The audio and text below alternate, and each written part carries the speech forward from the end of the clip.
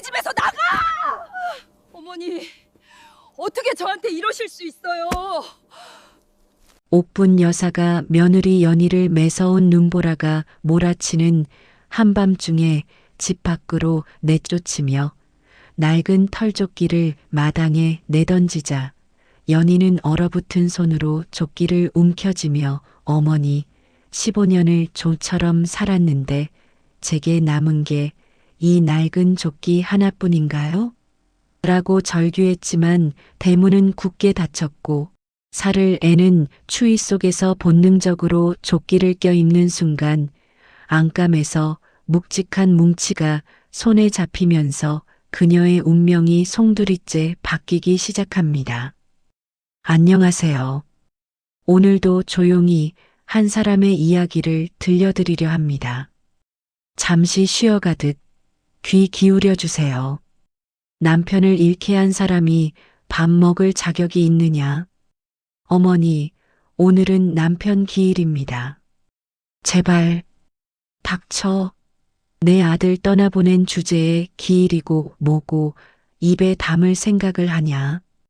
7월의 무더위가 기승을 부리는 오후, 낡은 2층 한옥의 대청마루에서 고함 소리가 터져 나왔습니다. 서연이는 무릎을 꿇은 채 고개를 숙이고 있었습니다. 그녀의 손에는 막 지은 흰 쌀밥과 정갈하게 차린 제사상 음식들이 담긴 쟁반이 들려 있었습니다. 하지만 조옥분 여사는 그 쟁반을 발로 걷어차 버렸습니다. 나물과 전, 그리고 정성스럽게 빚은 송편들이 마루 바닥에 흩어졌습니다. 연희는 말없이 흩어진 음식들을 주워 담기 시작했습니다. 그녀의 손은 떨리지 않았습니다. 15년간 매일같이 반복된 일상이었기 때문입니다. 남편 서진우가 교통사고로 세상을 떠난 그날부터 옥분 여사의 저주 같은 말들은 한 번도 멈춘 적이 없었습니다. 내가 시집만 안 왔어도 내 아들이 그 길을 안 갔을 거야. 내 얼굴을 보려고 급하게 차를 몰다가 그렇게 된 거라고. 연희는 대답하지 않았습니다. 변명한들 소용없다는 걸 너무나 잘 알고 있었습니다. 옥분 여사에게 그녀는 아들을 앗아간 원수였고 그 이상도 이하도 아니었습니다. 연희는 조용히 걸레를 가져와 바닥에 엎질러진 국물을 닦아내기 시작했습니다. 이 집은 서울 변두리의 오래된 주택가에 자리 잡고 있었습니다. 1970년대에 지어진 전통 한옥을 개조한 이 건물은 옥분 여사가 평생 시장 골목에서 국밥집을 운영하며 모은 돈으로 마련한 것이었습니다. 비록 외관은 낡았지만 이 집이 위치한 땅의 가치는 재개발 바람을 타고 천정부지로 치솟고 있었습니다. 동네 부동산에서는 이미 몇 번이나 매입 제안을 해왔지만 옥분 여사는 단호하게 거절했습니다. 내가 죽어도 이 집은 안 팔아. 이건 내 아들이 살던 집이야. 연희가 바닥 청소를 마치고 주방으로 향하려는 순간 현관문이 요란하게 열렸습니다. 값비싼 명품 가방을 든 중년 여성 2명이 거침없이 안으로 들어왔습니다. 옥분 여사의 사촌 조카인 조미란과 조미숙이었습니다. 이모, 안 계세요? 미라는 가방을 소파에 던지듯 놓으며 큰 소리로 외쳤습니다. 그녀의 얼굴에는 짙은 화장이 덧발라져 있었고 손가락마다 반지가 끼워져 있었습니다. 바로 뒤를 따라 들어온 미숙도 마찬가지였습니다. 두 사람은 연희를 힐끗 쳐다보며 비웃음을 흘렸습니다. 아직도 여기 있네? 염치도 없이. 미숙이 코웃음을 치며 말했습니다. 연희는 고개를 숙인 채 부엌으로 향했습니다. 옥분 여사가 안방에서 나왔습니다. 조카들을 보자 그녀의 표정이 미묘하게 변했습니다. 경계하는 듯 하면서도 어딘가 지쳐 보이는 얼굴이었습니다. 왜 왔냐? 이모, 요즘 건강은 어떠세요? 저희가 걱정돼서 왔죠. 미란이 다가가 옥분의 팔을 잡았습니다. 하지만 옥분은 그 손을 뿌리쳤습니다. 건강 걱정은 무슨? 너희들이 언제 나한테 관심이나 있었냐? 용건만 말해. 미숙이 거실을 둘러보며 입을 열었습니다. 이모, 이 동네 재개발 얘기 들으셨죠? 지금 팔면 땅값만 해도 수십억인데 이모 혼자 이 큰 집을 관리하시기도 힘드실 텐데요. 저희가 좋은 양로원 알아봤어요. 거기 가시면 편하게. 닥쳐. 옥분의 고함에 미란과 미숙이 움찔했습니다. 하지만 이내 태도를 바꿔 공격적으로 나왔습니다. 이모, 정신 똑바로 차리세요. 이모 돌아가시면 이 집 누가 받습니까? 저 며느리가 받을 것 같아요? 법적으로는 저희가 상속 1순위예요. 그런데 저 사람이 이모 곁에 붙어서 온갖 조종을 다 하고 있잖아요. 미란이 연희를 가리키며 목소리를 높였습니다. 부엌에서 설거지를 하던 연희의 손이 잠시 멈췄지만 그녀는 아무 말도 하지 않았습니다. 저 사람 때문에 진우 오빠 돌아가신 거 다 아시잖아요. 그런데 아직도 저 사람을 이 집에 두시다니 이모가 정말 정신이 온전하신 게 맞나 싶어요. 미숙의 말에 옥분의 얼굴이 일그러졌습니다. 그녀의 눈빛이 흔들렸습니다. 분노와 슬픔, 그리고 무언가 더 깊은 감정들이 뒤섞여 있었습니다.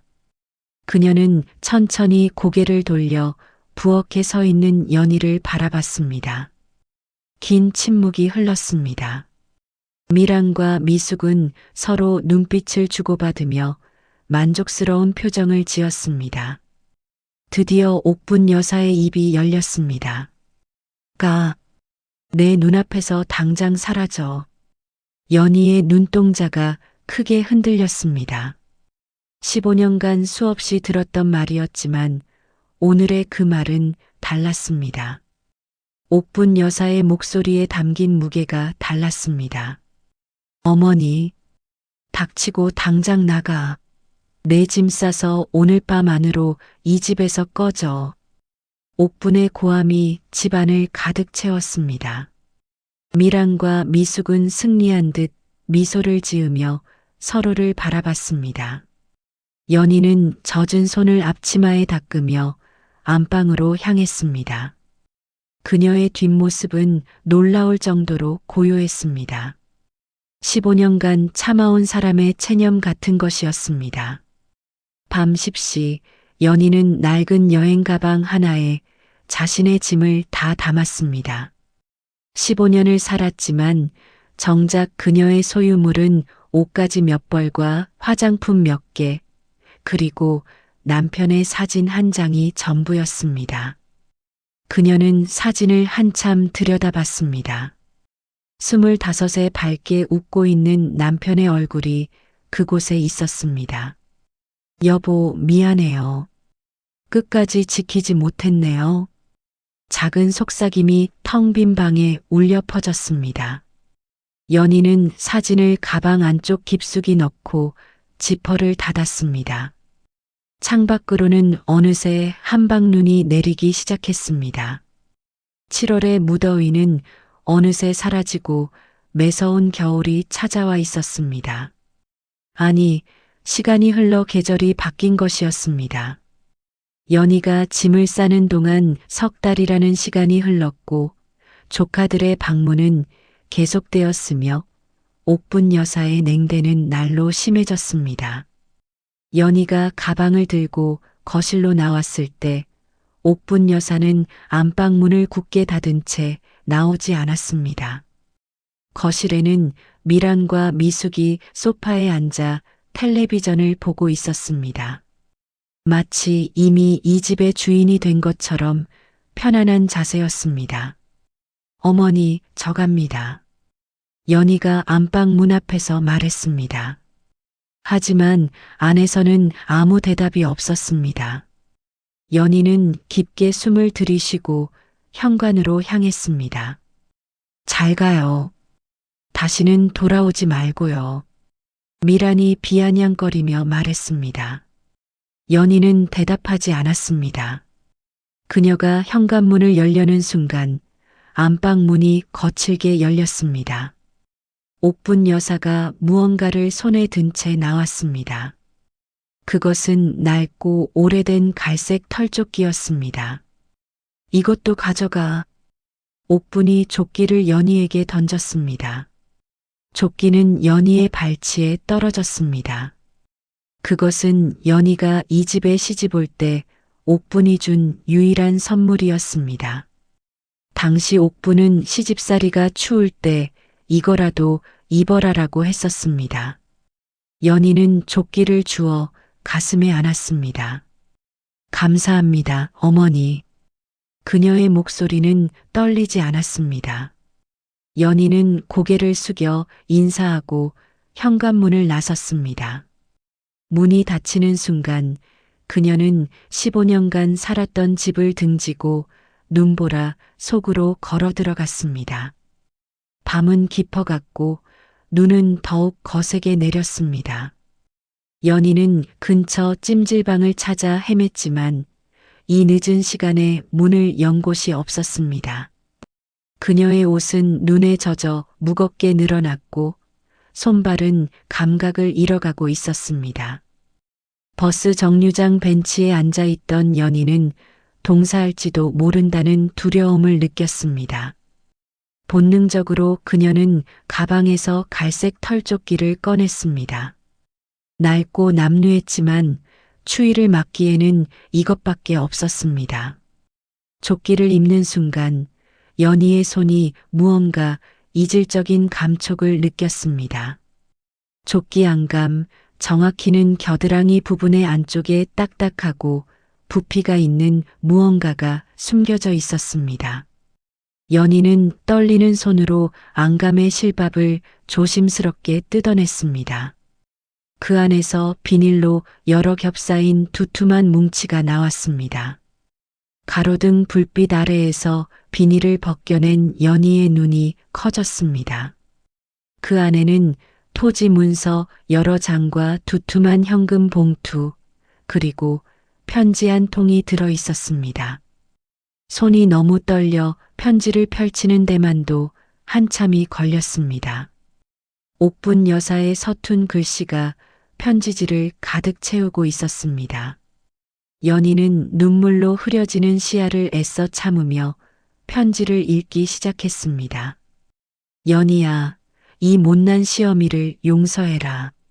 내 아들 떠나보낸 후 너를 원망한 건 사실이다. 하지만 시간이 지나면서 알았다.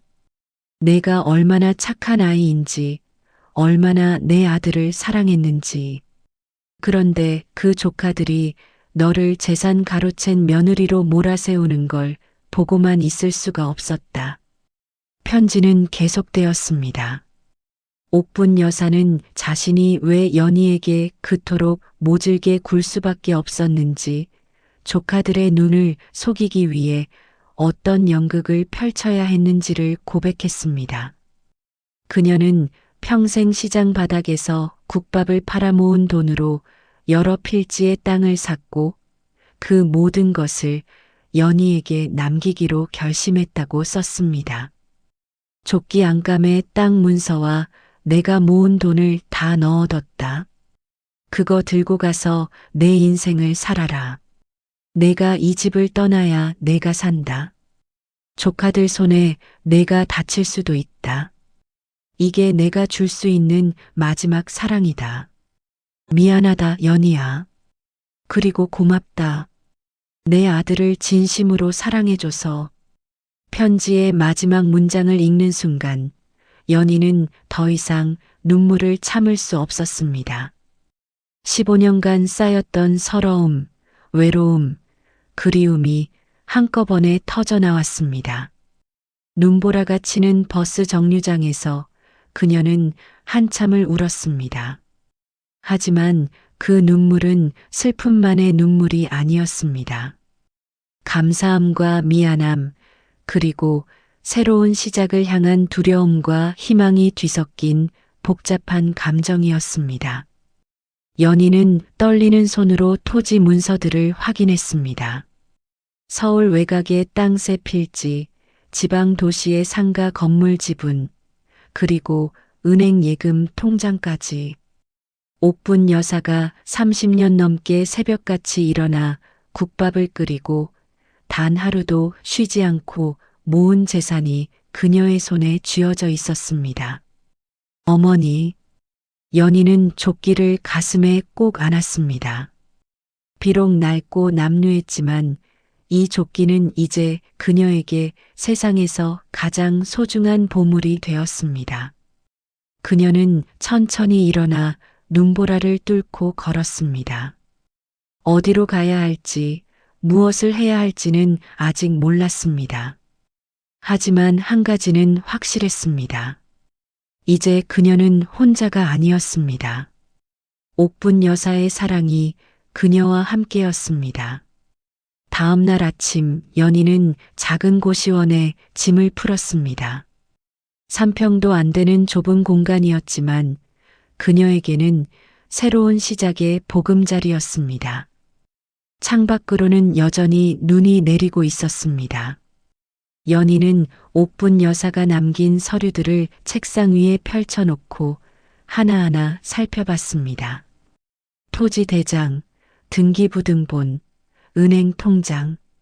모든 서류에는 조옥분이라는 이름이 적혀 있었고 편지 마지막 장에는 이 모든 것을 서연이에게 증여한다는 내용의 자필 증서가 첨부되어 있었습니다.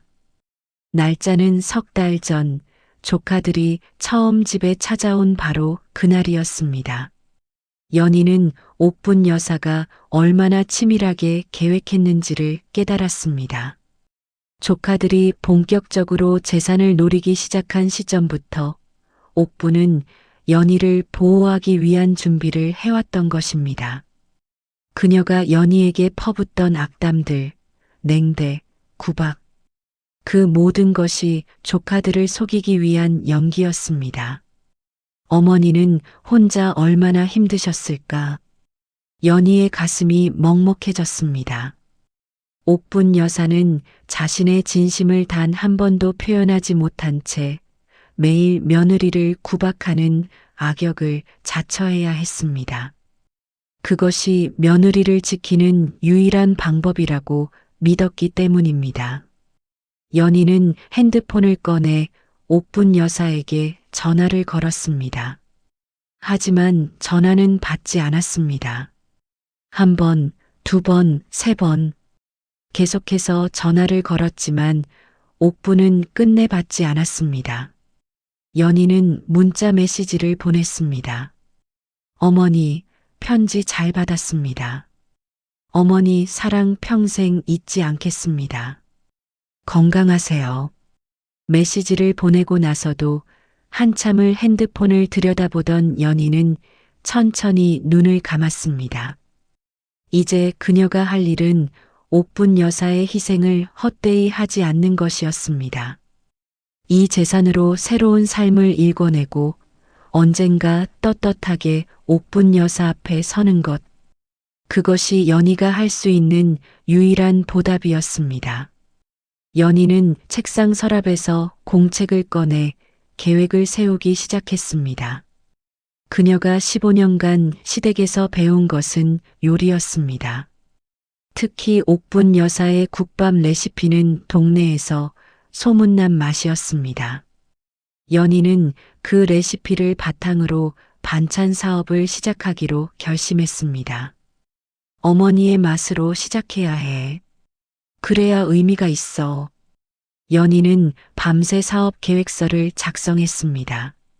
초기 자본, 임대료, 인건비, 재료비.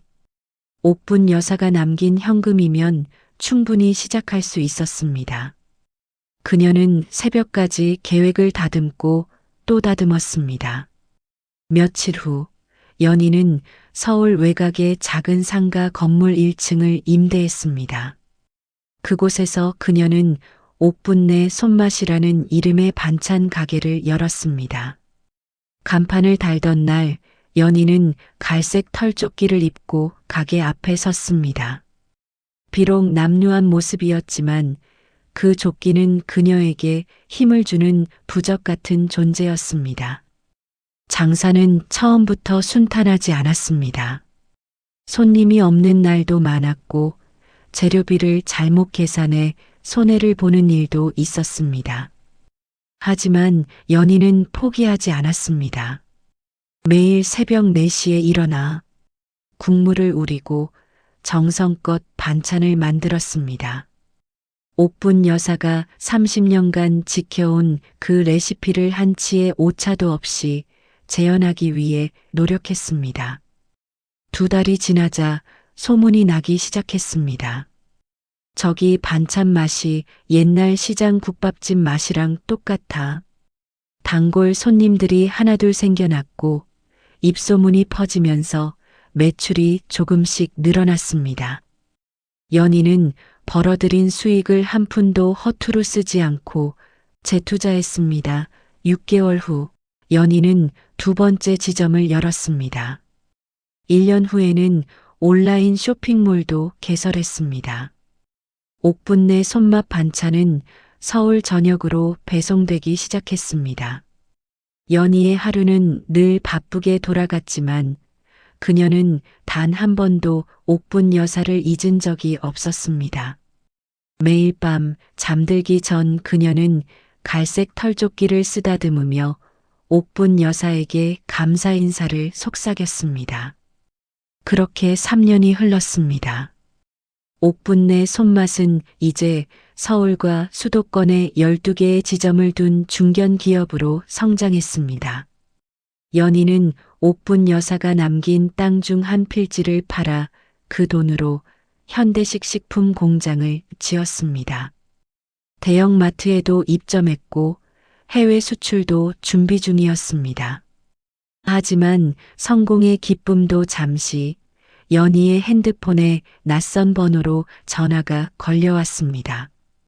전화를 받은 연희의 얼굴이 창백하게 변했습니다. 전화 너머로 들려온 것은 미란의 목소리였습니다. 연희 씨, 이모가 쓰러지셨어요. 빨리 오세요. 이모가 당신을 찾으세요. 연희는 모든 일정을 취소하고 곧바로 차를 몰았습니다. 3년 만에 다시 향하는 그 집. 마음속 깊은 곳에서 불안감이 올라왔습니다. 옥분 여사가 정말 위독한 것일까? 아니면 조카들의 또 다른 계략일까?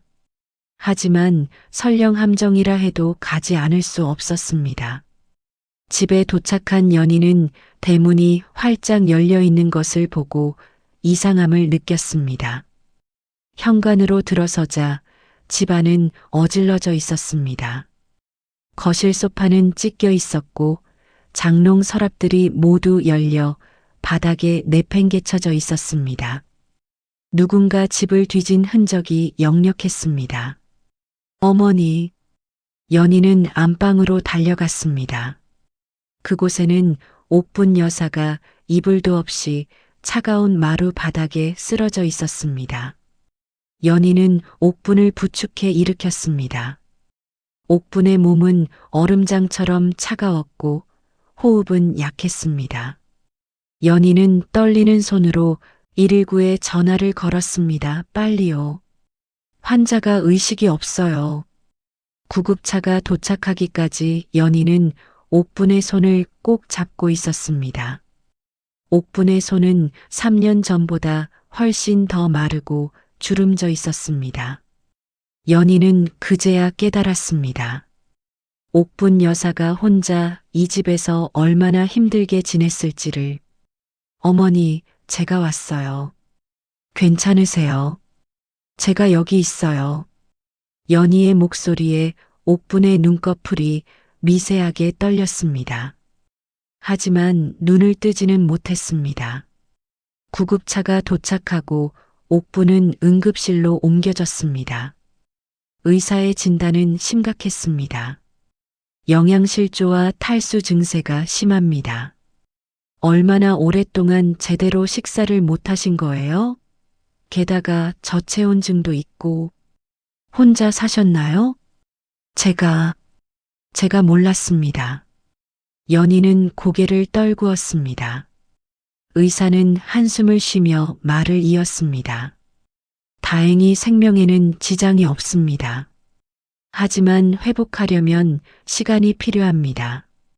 그리고 의사는 잠시 말을 멈췄다가 조심스럽게 이어갔습니다. 환자분께서 초기 치매 증상을 보이고 계십니다. CT 촬영 결과 뇌 일부 영역에서 위축이 관찰됩니다. 정밀 검사가 필요합니다. 연희의 가슴이 철렁 내려앉았습니다. 치매. 그 단어는 연희에게 너무나 무거운 의미로 다가왔습니다. 옥분 여사가 혼자 집에서 치매와 싸우고 있었다니. 그녀는 자신을 원망했습니다. 왜 진작 찾아뵙지 못했을까? 왜 전화라도 더 자주 드리지 않았을까? 중환자실 유리창 너머로 옥분이 보였습니다. 산소 호흡기를 끼고 누워있는 그녀는 너무나 작고 연약해 보였습니다. 연희는 유리창에 손을 대고 한참을 서 있었습니다. 그때 뒤에서 익숙한 목소리가 들렸습니다. 어머, 연희 씨? 정말 오셨네요? 미란이었습니다. 그녀의 옆에는 미숙도 서 있었습니다. 두 사람은 명품 가방을 들고 있었고 얼굴에는 오히려 여유로운 표정이 역력했습니다. 이모 상태가 어때요? 의사가 뭐래요? 미숙이 물었습니다. 하지만 그녀의 목소리에서는 진정한 걱정이 느껴지지 않았습니다. 연희는 두 사람을 차갑게 바라봤습니다. 어머니께 무슨 일이 있었던 겁니까? 무슨 소리예요? 우리가 뭘 했다고? 집이 왜 그 모양입니까? 누가 뒤진 거죠? 연희의 날카로운 질문에 미란의 얼굴이 굳어졌습니다. 미숙이 어색하게 웃으며 변명했습니다. 아, 그게 이모가 치매가 있으셔서 집을 좀 어지럽히셨나 봐요. 우리가 찾아갔을 때 이미 그 상태였어요. 거짓말 마세요. 어머니 통장이랑 도장은 어디 있습니까? 연희의 추궁에 두 사람의 얼굴색이 변했습니다. 미란이 화를 내며 말했습니다. 당신 지금 우릴 의심하는 거예요? 우리가 이모 친척이에요. 당신이 뭔데 여기서 이래? 친척이면 왜 어머니를 이렇게 방치했습니까? 어머니가 얼마나 힘드셨는지 아세요? 연희의 목소리가 떨렸습니다. 분노와 슬픔이 뒤섞인 목소리였습니다. 미란과 미숙은 서로 눈빛을 주고받았습니다. 어쨌든 이모 재산은 법적으로 우리가 상속받을 권리가 있어. 당신은 이제 남이야. 이혼도 안 한 주제에 무슨 권리가 있다고. 어머니는 저한테 모든 재산을 증여하셨습니다. 연희의 차분한 대답에 두 사람이 얼어붙었습니다. 뭐, 그게 무슨 소리야? 3년 전 어머니께서 저에게 모든 재산을 증여한다는 자필 증서를 작성하셨습니다. 공증도 받았고요. 법적으로 완벽하게 효력이 있습니다. 미란의 얼굴이 새하얗게 변했습니다. 미숙은 믿을 수 없다는 표정으로 소리쳤습니다. 말도 안 돼. 이모가 그럴 리 없어. 당신한테 그렇게 구박하던 이모가 바로 그게 어머니의 사랑이었습니다. 당신들한테 속지 않도록 저를 지키기 위해 일부러 그러신 거였어요. 연희는 가방에서 증여 증서 사본을 꺼내 두 사람 앞에 내밀었습니다. 서류를 본 미란과 미숙의 얼굴은 분노로 일그러졌습니다. 이게 말이 돼? 우리가 이모를 몇 년이나 찾아뵀는데 재산을 노리고 찾아온 거잖아요. 어머니는 다 아셨어요. 연희의 말에 미란이 이를 갈았습니다. 그녀는 서류를 구겨 바닥에 던졌습니다. 좋아. 우리도 가만히 있지 않을 거야. 법적으로 끝까지 싸울 거니까. 두 사람은 발을 동동 구르며 복도를 떠났습니다. 연희는 구겨진 서류를 주워 펴며 깊은 한숨을 내쉬었습니다. 이제 시작이었습니다. 진짜 전쟁은 이제부터였습니다. 옥분 여사는 일주일 만에 의식을 되찾았습니다. 하지만 그녀의 눈빛은 예전 같지 않았습니다. 연희를 알아보지 못하는 듯 멍하니 바라볼 뿐이었습니다. 의사의 말대로 치매 증상이 진행되고 있었습니다. 어머니, 저예요. 연희예요. 연희가 옥분의 손을 잡고 말했습니다. 옥분은 고개를 갸우뚱하며 연희를 바라봤습니다. 당신이 누구세요? 그 한마디에 연희의 가슴이 무너져 내렸습니다. 하지만 그녀는 눈물을 참았습니다. 울 시간이 없었습니다. 옥분을 제대로 돌봐야 했습니다. 연희는 옥분을 자신이 운영하는 회사 건물 옆에 새로 지은 요양시설로 모셨습니다. 최신 의료 장비를 갖춘 곳이었고 전문 간병인들이 24시간 삼주했습니다. 연희는 매일 아침 출근 전에 그리고 퇴근 후에 옥분을 찾아갔습니다. 옥분은 대부분의 시간을 멍하니 창밖을 바라보며 보냈습니다. 가끔 연희를 알아보는 듯한 눈빛을 보일 때도 있었지만 금방 다시 흐려졌습니다. 하지만 연희는 포기하지 않았습니다. 매일 옥분의 손을 잡고 이야기를 들려줬습니다. 어머니, 오늘 새로운 반찬 메뉴 개발했어요. 어머니가 옛날에 해주시던 그 깻잎 김치요. 기억나세요? 옥분은 대답하지 않았습니다. 하지만 연희는 계속 말을 이어갔습니다. 어머니 레시피대로 만들었더니 손님들이 정말 좋아하더라고요. 어머니 덕분이에요. 다 어머니 덕분에 여기까지 온 거예요. 그렇게 한 달이 지났을 때 미란과 미숙이 변호사를 대동하고 나타났습니다. 그들은 증여 무효 소송을 제기했습니다. 옥분이 치매 상태에서 작성한 서류이므로 법적 효력이 없다는 주장이었습니다. 그때 이모는 이미 치매 초기 증상이 있었을 겁니다.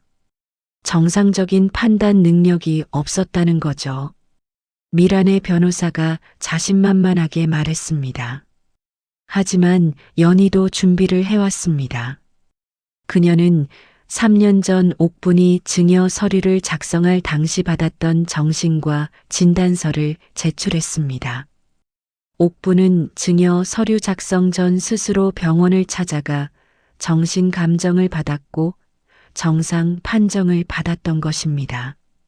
어머니께서는 모든 것을 계획하셨습니다. 당신들이 이런 식으로 나올 것까지 예상하시고요. 연희의 말에 미란과 미숙의 얼굴이 일그러졌습니다. 재판은 연희의 승리로 끝났습니다. 법원은 증여의 정당성을 인정했고 미란과 미숙의 소송을 기각했습니다.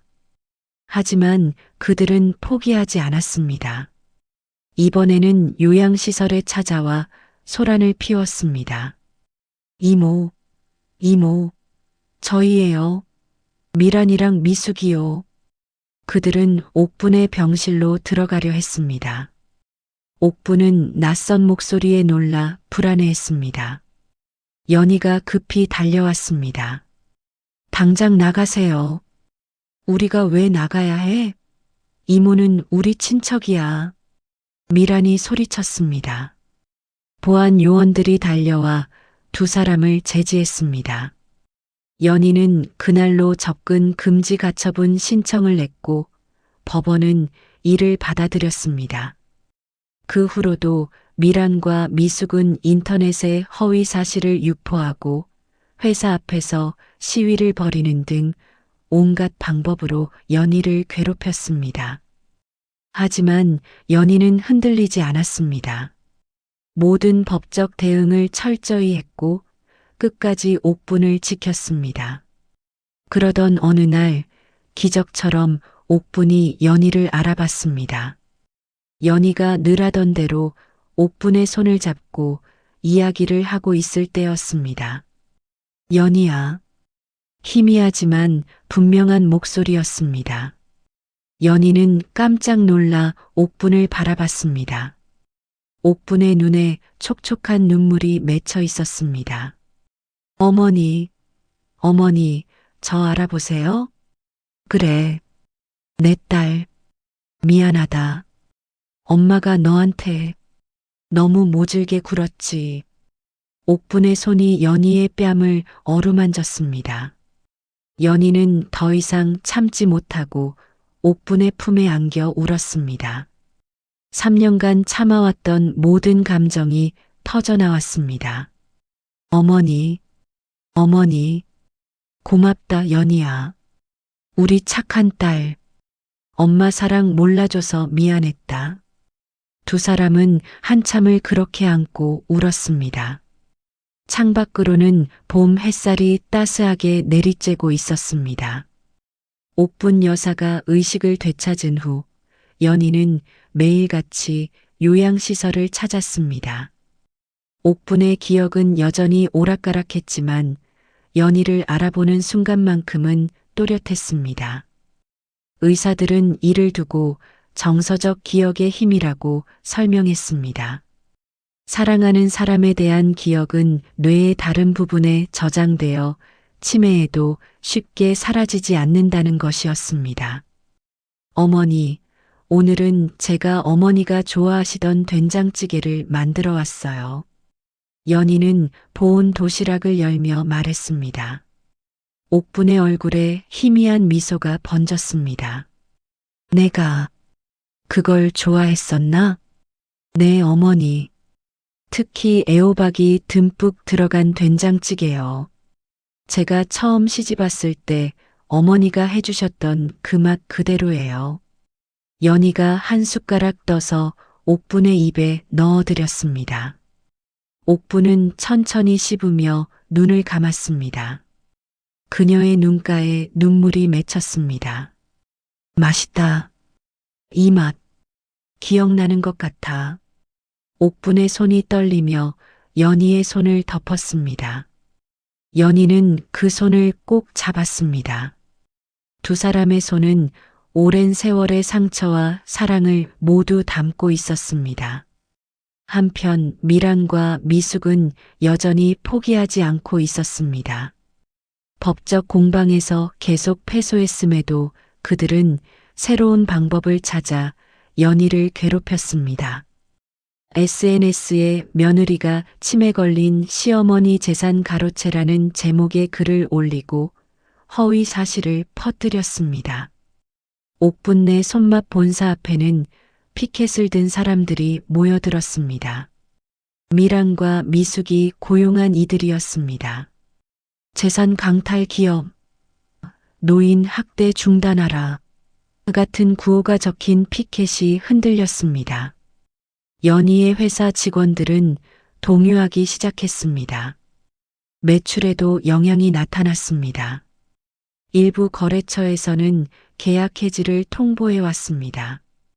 연희의 비서가 걱정스러운 얼굴로 보고했습니다. 대표님, 이대로 가다가는 회사가 위험합니다. 법적 대응을 더 강력하게 하셔야 할 것 같습니다. 하지만 연희는 고개를 저었습니다. 아니요. 진실은 언젠가 밝혀집니다. 우리는 우리가 할 일을 하면 돼요. 더 좋은 제품을 만들고 더 정직하게 장사하는 것. 그게 우리가 할 수 있는 최선의 대응이에요. 연희의 말에 직원들은 고개를 끄덕였습니다. 그들은 지난 3년간 연희가 얼마나 성실하게 일해왔는지, 얼마나 직원들을 아꼈는지 잘 알고 있었습니다. 그날 밤 연희는 고시원 시절 살던 그 작은 방을 다시 찾았습니다. 지금은 사무실 창고로 쓰이고 있는 곳이었습니다. 그녀는 서랍 깊숙이 보관해둔 갈색 털조끼를 꺼냈습니다. 3년이 지났지만 조끼는 여전히 그 자리에 있었습니다. 연희는 조끼를 쓰다듬으며 옥분 여사의 편지를 떠올렸습니다. 뒤돌아보지 말고 내 세상을 만들어라. 그 말의 의미를 이제야 제대로 이해할 수 있을 것 같았습니다. 옥분 여사는 연희가 과거에 얽매이지 않고 자신의 힘으로 미래를 개척하기를 바랐던 것입니다. 어머니, 제가 어머니를 지킬게요. 이번에는 제가 어머니를 지킬 차례예요. 연희는 조끼를 가슴에 안으며 다짐했습니다. 그녀는 결심을 굳히고 법률사무소를 찾았습니다. 이제는 방어만 할 때가 아니었습니다.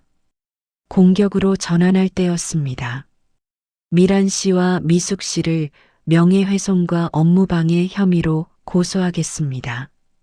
그리고 그들이 3년 전 어머니 집에서 가져간 물건들에 대해서도 절도 혐의로 고소할 겁니다.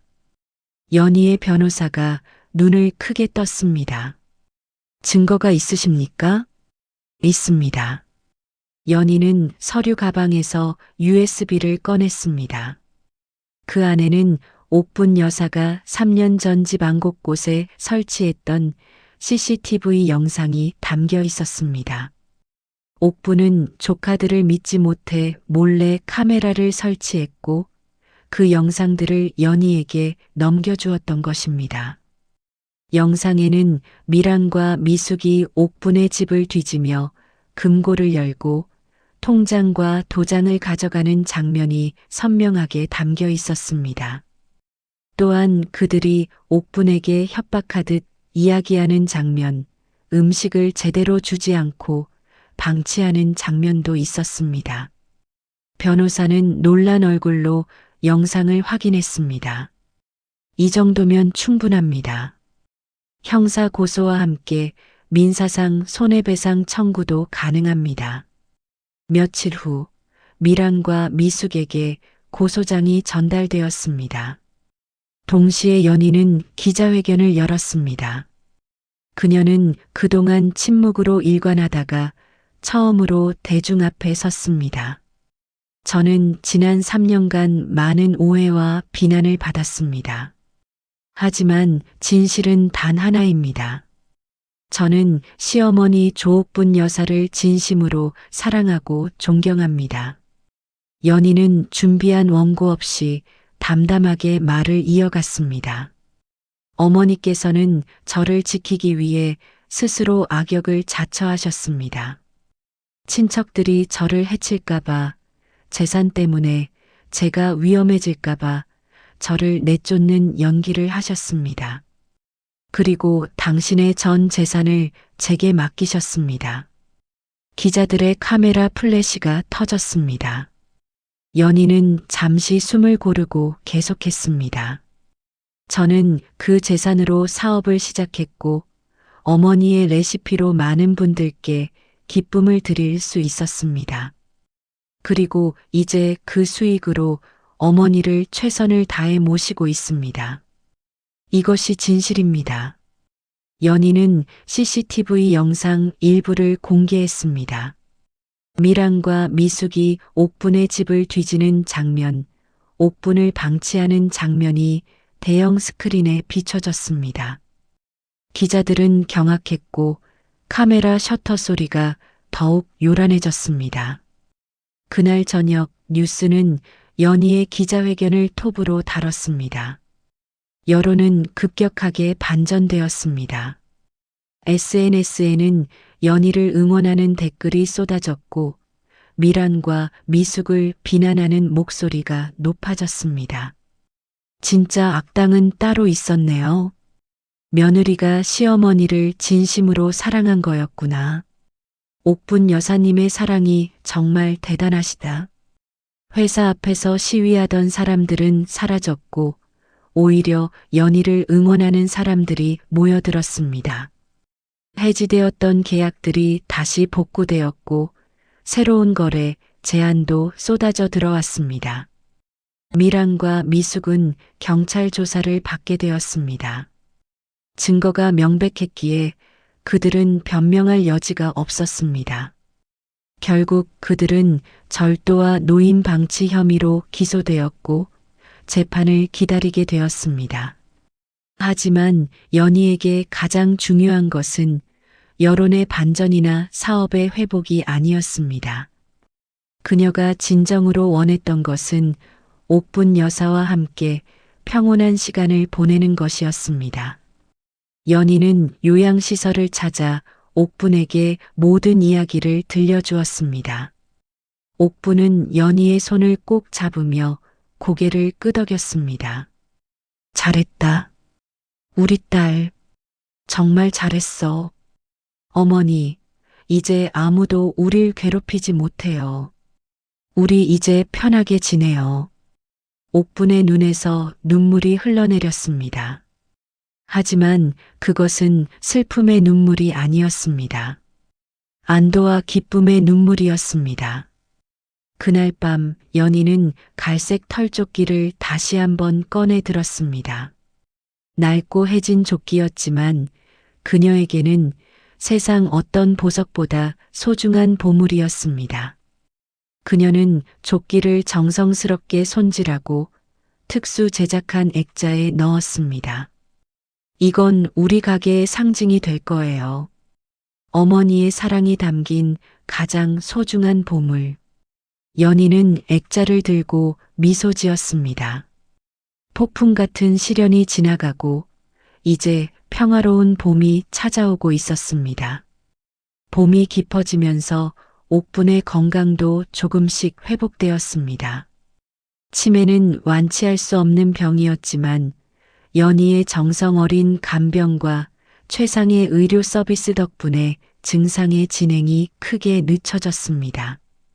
옥분은 이제 연희를 매일 알아봤고 간단한 대화도 나눌 수 있게 되었습니다. 연희야, 오늘은 날씨가 참 좋구나. 네, 어머니. 창문 좀 열어드릴까요? 그래, 봄바람이 참 향기롭다. 연희는 창문을 열었습니다. 따스한 봄바람이 방 안으로 들어왔습니다. 벚꽃 향기가 은은하게 퍼졌습니다. 옥분은 눈을 감고 그 향기를 깊이 들이마셨습니다. 내가 젊었을 때 말이야. 시장에서 국밥을 팔았단다. 옥분이 천천히 입을 열었습니다. 연희는 옥분의 옆에 앉아 귀를 기울였습니다. 새벽 4시에 일어나서 뼈를 고아 국물을 우리고 손님들이 맛있다고 할 때 정말 행복했지. 비록 힘들었지만 그게 내 자랑이었어. 어머니의 그 레시피로 제가 지금 사업을 하고 있어요. 어머니 덕분이에요. 옥분은 연희의 손을 잡았습니다. 너는 참 착한 아이야. 내가 너한테 너무 못했는데도 이렇게 날 돌봐주고. 어머니, 그런 말씀하지 마세요. 어머니께서 저를 더 많이 사랑해 주셨잖아요. 사랑. 그래, 사랑이었어. 서툴고 모질었지만 그게 내가 줄 수 있는 전부였단다. 옥분의 눈에서 눈물이 흘렀습니다. 연희도 눈시울이 붉어졌습니다. 어머니, 저 알아요. 다 알아요. 두 사람은 한참을 아무 말 없이 손을 맞잡고 있었습니다. 창밖으로는 벚꽃잎이 흩날리고 있었습니다. 그날 오후 연희는 특별한 손님을 데리고 왔습니다. 옥분이 30년간 일했던 시장의 상인들이었습니다. 7명의 할머니와 할아버지들이 과일 바구니를 들고 병실로 들어왔습니다. 옥분이 맞지? 옥분아, 우리야. 우리. 옥분의 얼굴이 환해졌습니다. 그녀는 천천히 손을 들어 그들을 반겼습니다. 어머, 다들. 어떻게 연희 씨가 우릴 찾아왔어. 내 소식을 듣고 안 올 수가 있나? 상인들은 옥분의 침대 주변에 둘러앉았습니다. 그들은 옛날 이야기를 꺼냈습니다. 옥분이 국밥은 정말 기가 막혔지. 새벽부터 저녁까지 줄이 끊이질 않았어. 맞아. 그때 우리 시장이 얼마나 활기찼는데. 옥분이가 장사 접고 나서 시장이 확 썰렁해졌다니까. 옥분은 그들의 이야기를 들으며 웃었습니다. 오랜만에 보는 진심 어린 웃음이었습니다. 연희는 그 모습을 조용히 지켜보며 눈물을 닦았습니다. 상인들이 돌아간 후 옥분은 한동안 창밖을 바라봤습니다. 그녀의 표정은 평온했습니다. 연희야, 내 어머니, 나 이제 행복하다. 정말 행복해. 옥분의 말에 연희의 눈에서 눈물이 흘러내렸습니다. 저도 행복해요, 어머니. 어머니와 함께여서 정말 행복해요. 그날 밤 연희는 회사에서 중요한 결정을 내렸습니다. 그녀는 이사회를 소집하고 새로운 사업 계획을 발표했습니다. 저희 회사에서 옥분 장학재단을 설립하려고 합니다. 어려운 환경에서 자라는 청소년들, 특히 한부모 가정의 아이들을 지원하는 재단입니다. 이사들은 박수를 쳤습니다. 연희는 계속해서 말했습니다. 그리고 매년 수익의 10%를 노인 복지 시설에 기부하겠습니다. 제가 받은 사랑을 사회에 돌려드리고 싶습니다. 회의가 끝난 후 연희는 옥분에게 이 소식을 전했습니다. 옥분은 연희의 손을 꼭 잡으며 고개를 끄덕였습니다. 잘 생각했다, 연희야. 받은 걸 나눠주는 게 진짜 부자란다. 어머니께 배웠어요. 어머니께서 저한테 그렇게 해주셨잖아요. 옥분은 연희를 끌어안았습니다. 두 사람은 한참을 그렇게 안고 있었습니다. 한편 미란과 미숙의 재판이 진행되었습니다. 법정에는 많은 방청객이 모여들었습니다. 언론의 관심도 뜨거웠습니다. 검사는 명확한 증거를 제시하며 그들의 범죄를 입증했습니다. CCTV 영상, 금융거래 내역, 증인 진술, 모든 것이 미란과 미숙에게 불리하게 작용했습니다. 피고인들은 피해자가 치매로 판단력이 흐려진 것을 이용해 재산을 빼앗으려 했고 실제로 금품을 절취했습니다.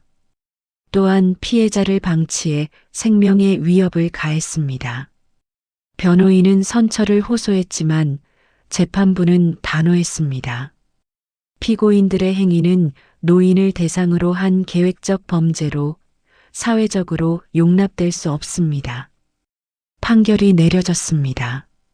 미라는 징역 2년, 미숙은 징역 1년 6개월, 그리고 연희에게 손해배상금 2억 원을 지불하라는 판결이었습니다. 미란과 미숙은 법정에서 끌려나가며 울부짖었습니다. 하지만 아무도 그들에게 동정하지 않았습니다. 연희는 법원을 나서며 기자들에게 짧게 소감을 밝혔습니다. 정의가 승리했습니다. 하지만 저는 복수가 목적이 아니었습니다. 단지 어머니를 지키고 싶었을 뿐입니다. 그날 밤 연희는 옥분에게 판결 소식을 전했습니다. 옥분은 조용히 고개를 끄덕였습니다. 이제 다 끝났구나. 네, 어머니. 이제 우리 평화롭게 살 수 있어요. 옥분은 연희의 뺨을 어루만졌습니다. 고생했다, 우리 딸. 정말 고생 많았어. 아니에요, 어머니. 제가 해야 할 일을 했을 뿐이에요. 두 사람은 서로를 바라보며 미소 지었습니다. 오랜 폭풍이 지나가고 드디어 평온한 날들이 찾아오고 있었습니다. 6개월 후 따스한 가을 햇살이 내리쬐는 날, 서울 강남의 번화한 거리 한복판에 새로운 간판이 걸렸습니다. 옥분내 손맛 1호 플래그십 스토어. 3층 건물 전체를 사용하는 대형 매장이었습니다.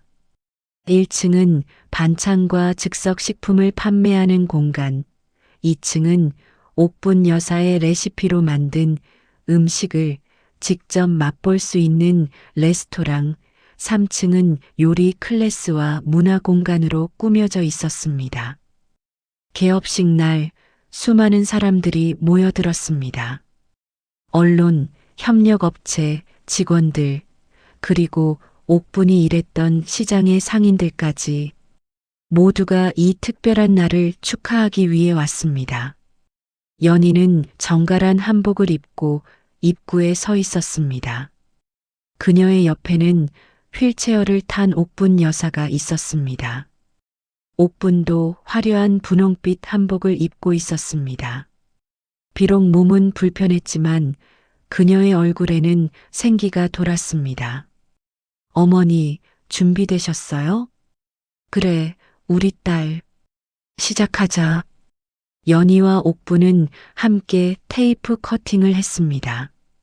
박수 소리와 카메라 플래시가 터졌습니다. 두 사람은 서로를 바라보며 미소 지었습니다.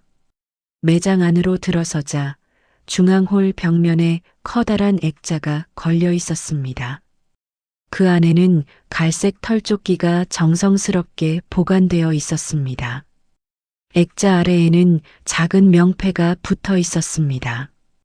가장 모질었던 것이 가장 따뜻한 사랑이었습니다. 마이너스 조옥분 여사와 서연이. 사람들은 액자 앞에 서서 그 문구를 읽으며 숙연해졌습니다. 누군가는 눈물을 닦았고 누군가는 고개를 끄덕였습니다. 옥분은 휠체어에서 천천히 일어나 액자 앞으로 걸어갔습니다. 연희가 재빨리 옆에서 부축했습니다. 옥분은 액자 속 조끼를 한참 바라보다가 조용히 중얼거렸습니다. 이게 내가 연희한테 준 거였지. 네, 어머니. 어머니께서 제게 주신 가장 소중한 선물이에요. 옥분은 천천히 고개를 돌려 연희를 바라봤습니다. 그녀의 눈에는 눈물이 가득했습니다. 내가 너한테 준 게 이것밖에 없었구나. 아니에요, 어머니. 어머니께서는 제게 모든 걸 주셨어요. 사랑을, 삶을, 희망을 주셨어요. 연희도 눈물을 흘렸습니다. 두 사람은 액자 앞에서 서로를 껴안았습니다. 주변의 사람들도 눈시울을 붉히며 그 장면을 지켜봤습니다. 개업식이 끝나고 매장은 손님들로 북적였습니다. 1층 반찬 코너에는 줄이 길게 늘어섰고 2층 레스토랑은 예약이 꽉 찼습니다.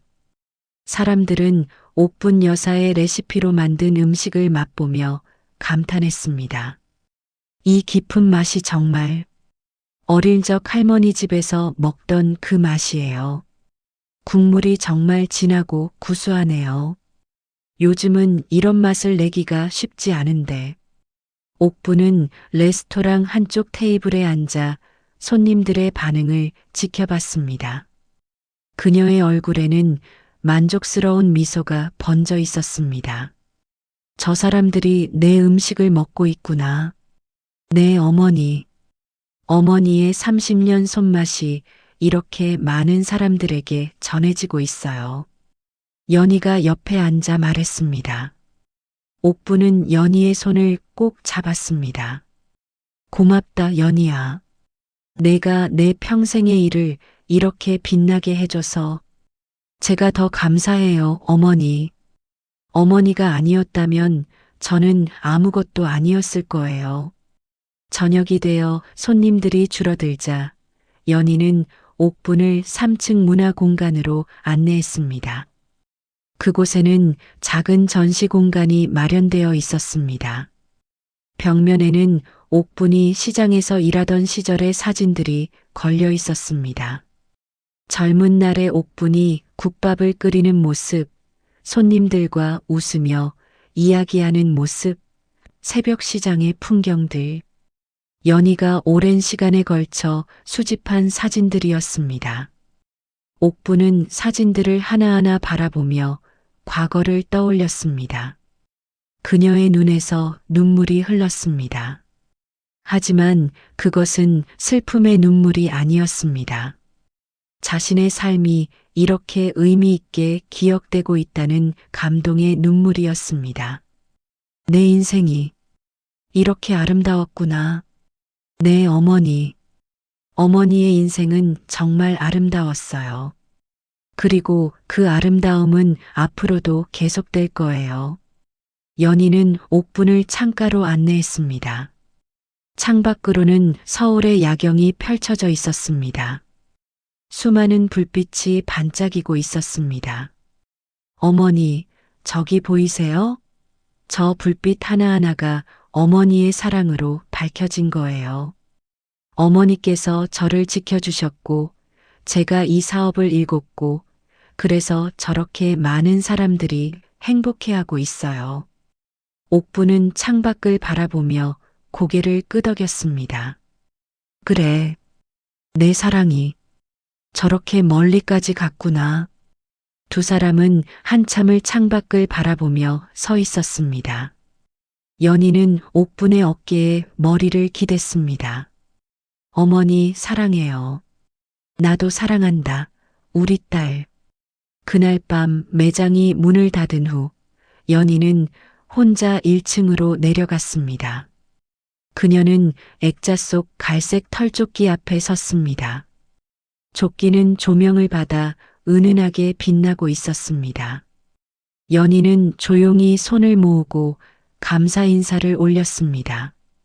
옥분 여사에게, 남편에게, 그리고 자신을 여기까지 이끌어준 모든 것들에게 감사합니다. 정말 감사합니다. 그녀의 눈에서 눈물이 흘러내렸습니다. 하지만 그것은 행복의 눈물이었습니다. 창밖으로는 첫눈이 내리기 시작했습니다. 5년 전 그 눈보라 치던 밤을 떠올리게 하는 눈이었습니다. 하지만 이제는 더 이상 춥지 않았습니다. 연희의 가슴 속에는 옥분 여사의 사랑이 따스하게 자리 잡고 있었습니다. 연희는 미소를 지으며 조끼를 바라봤습니다. 낡고 초라한 조끼였지만 그것은 세상에서 가장 소중한 보물이었습니다. 북풍 속에 던져졌지만 결국 가장 따뜻한 사랑으로 돌아온 그 보물. 그날 밤 서울의 하늘에는 별이 유난히 밝게 빛나고 있었습니다. 마치 옥분 여사와 연희의 이야기를 축복하듯이 가장 모질었던 것이 가장 따뜻한 사랑이었습니다. 끝까지 함께 해주셔서 고맙습니다.